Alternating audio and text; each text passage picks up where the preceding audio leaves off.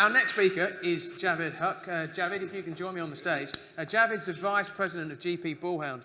GP Bullhound started up originally in London. They moved to Manchester. They've been in Manchester now for about 5 or 6 years, and they help a lot of tech companies in terms of their journey. So Javed, if you join me on the stage, give Javed a huge round of applause if you would. First question first. How was the traffic? Oh, it's great, isn't it? Okay. From Manchester. Okay. 2 hours. That's the M62. 2 hours to get from Manchester. That's a good journey, that is.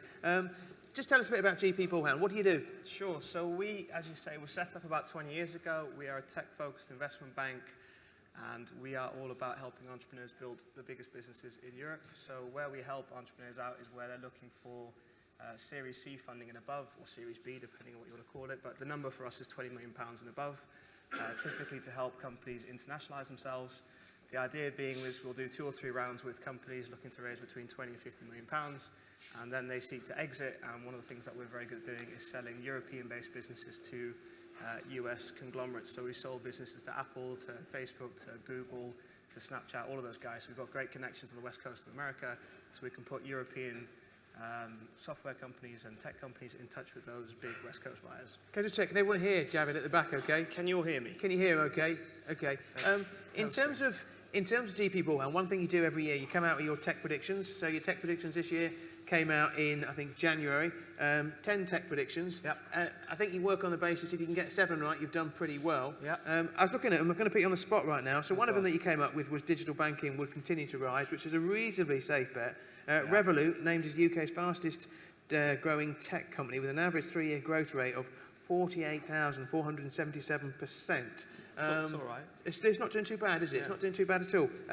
That's a sector that's only going to get bigger and bigger. Do you think? Yeah, I think it's transitioning from being a very traditional industry to one that has to become digital. I think the traditional banks are really struggling to digitize themselves in a way that's attractive to younger consumers in particular. I think the most interesting thing will be, because it's not just Revolut, you've got Monzo here, you've got N26 in Germany. They're all spending a huge amount of money on marketing to acquire those customers. But what's going to be really interesting is which of these digital platforms are going to be able to monetize the customer best. So we did another piece of research about 3 or 4 months ago, part of our Tech Titans report. In there we saw that people like Revolut and Monzo, they're only monetizing their customer base to about £7 per user, which means they're still massively loss-making.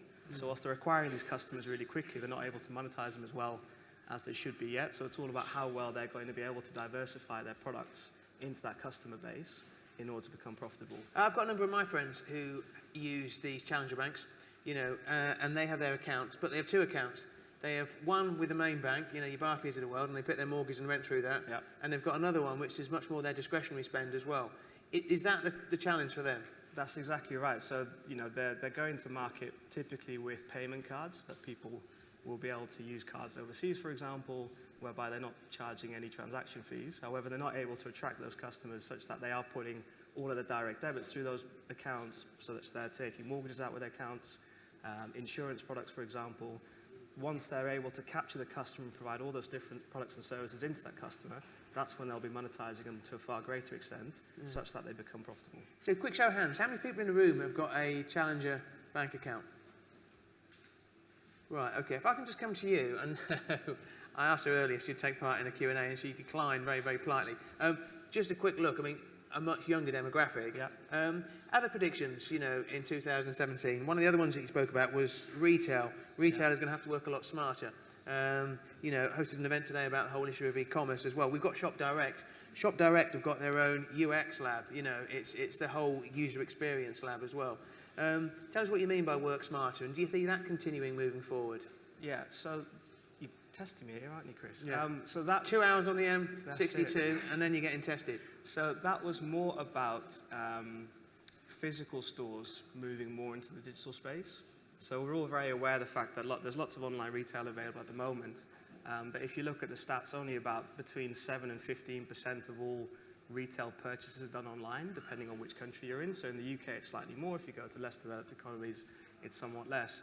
So the vast majority of retail activity and retail purchasing still happens in store.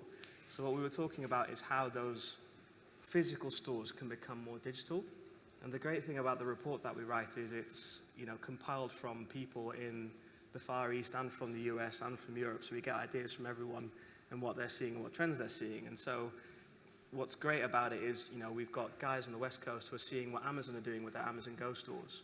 So for example, you can walk into an Amazon Go store on the West Coast of America, and it will automatically pick up that you've got an Amazon Prime account, so you can just pick all the stuff that you want off the store, walk out the store without having to do anything on checkout, and it will automatically charge your Amazon account, for example.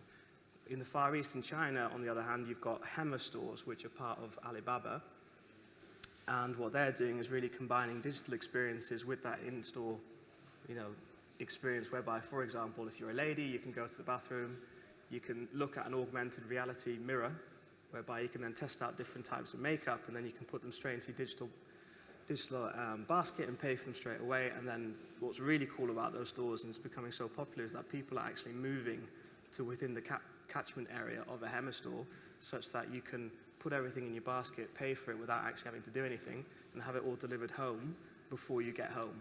So people are actually moving house to get closer to those Hema stores so they can benefit from that service. It's pretty sad, that is, if you ask me. I mean, one of the other reports that and I say that as a father of two daughters, I'm going to move to China now. You produced a report earlier this year. You mentioned it earlier, the Tech Titans report. Yep. It's very easy to navel gaze, isn't it, to look at the tech sector in the UK, and there are some great unicorns. And as Johnny said, there's some great companies in Liverpool with the potential to be a unicorn in the future. Yet, if we compare ourselves where Europe sits in comparison to, say, Asia and America in the tech race, where are we? I'd say, look, building a unicorn isn't easy, and nor should it be. But what we've been trying to do as a European ecosystem is kind of provide the tools that enable entrepreneurs to build those types of businesses more easily. The biggest challenge that we have is that, Europe is a big continent, but there's lots of different countries, different cultures, different languages. Therefore, building unicorns in an individual country, such as the UK, is more difficult because you haven't got that home market, which means you've got to go international a lot quicker. If you're in the US or in China, it's much easier to build a unicorn within your own domestic market. So historically, and I guess structurally, it's more difficult. But, we have been catching up far more quickly to those US and Asian companies in terms of the number of unicorns that we're building and in terms of the cumulative value of those unicorns. So I'd say, compared to 5 years ago when we first started doing that piece of research, we're doing much, much better. And I guess what we've been trying to do with that Titans of Tech report is to say, right, building a unicorn is one thing, which is great, but let's reset the ambition levels and say, rather than building $1 billion company, let's build a $50 billion company. And there are 6 of those in the world currently, and we think that Europe as a whole is starting to develop companies which are going to hit that $50 billion level over the next couple of years ago. In terms of the reason we're here today, we're here to talk about the Liverpool City Region Climbers List, Yep. and the ones to watch. 35 great companies, based here in the region as well. The investment sizes that you raise are typically £20 million and above. Yep. Slightly unfair question. What's your take on Liverpool's tech sector, and what does it need to do, in terms of moving forward? I think there's a good burgeoning tech sector here. You listen to the guys who were on earlier about how they're working in the Baltic Triangle. I think there's quite a lot of interesting companies being built in the Baltic Triangle, and further afield in Liverpool. We speak to companies like GasTag. We've met them a couple of times. We think they're doing some really interesting stuff in gas safety software. We know the guys at Living Lens really well. It's funny you say that, actually, because we might have the founder and the CEO on the next panel afterwards. All right, good. If David Curtis is here as well, then that'd be great. But I think there's a lot of interesting ideas coming out of Liverpool. I think where Liverpool could work on a little bit more is, and again, I heard it earlier from the lady speaking on stage beforehand, is that finding that angel investment is quite difficult in Liverpool.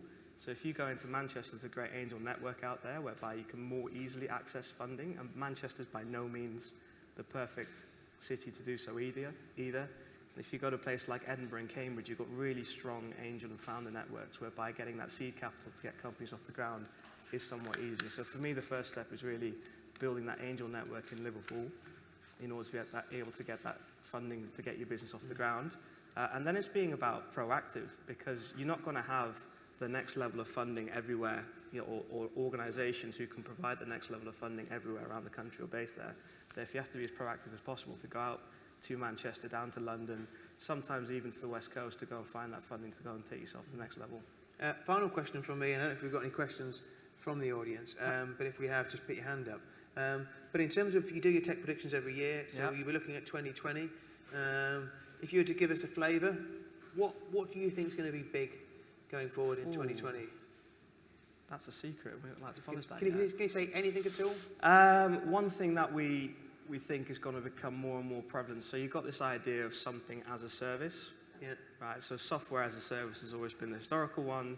You know, stuff like infrastructure as a service, platforms as a service is becoming more prevalent as well. But actually, the whole concept of providing any sort of technology as a service, as opposed to a sort of one-off purchase, we see sort of migrating into all sorts of different verticals, even as far and wide as like autonomous vehicles, for example.